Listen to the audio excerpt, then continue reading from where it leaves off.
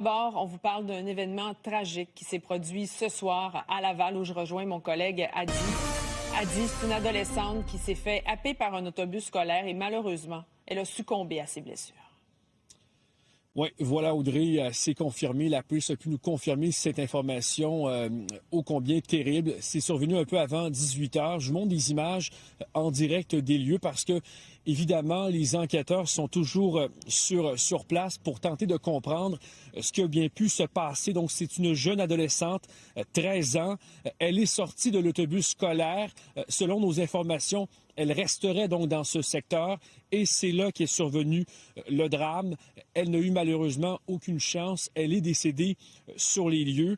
Les policiers ce soir vont tenter de documenter chaque élément, les traces au sol, la position de l'autobus.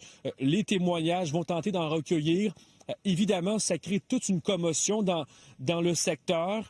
Je vous fais entendre la porte-parole du service de police de Laval à qui on a pu parler un peu plus tôt ce soir.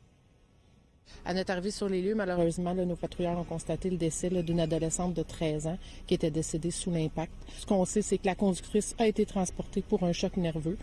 On a des témoins et la conductrice aussi à rencontrer. Et on a aussi Urgence sociale qui a été dépêchée sur les lieux pour prendre charge de la conductrice et aussi de la famille et des proches. Ce qu'on peut vous dire, c'est que l'adolescente sortait de l'autobus au moment de l'accident. Donc, elle était occupante de l'autobus? Oui, effectivement. Alors, vous l'avez entendu, elle était dans l'autobus avant que survienne cette tragédie.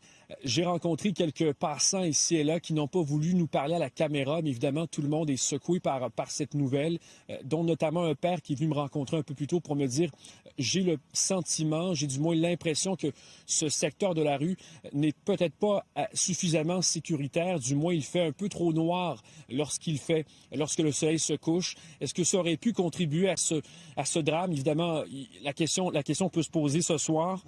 On va passer ici le reste de la soirée, Audrey, pour tenter de recueillir le plus de témoignages possible. Mais vous comprendrez que c'est un secteur résidentiel. Vivent ici beaucoup de familles, beaucoup d'enfants. Alors, évidemment que ça crée vraiment une onde de choc dans le quartier. Voilà, Audrey. On comprend. Merci beaucoup, Adi, pour les détails. Je vous en prie. Au revoir.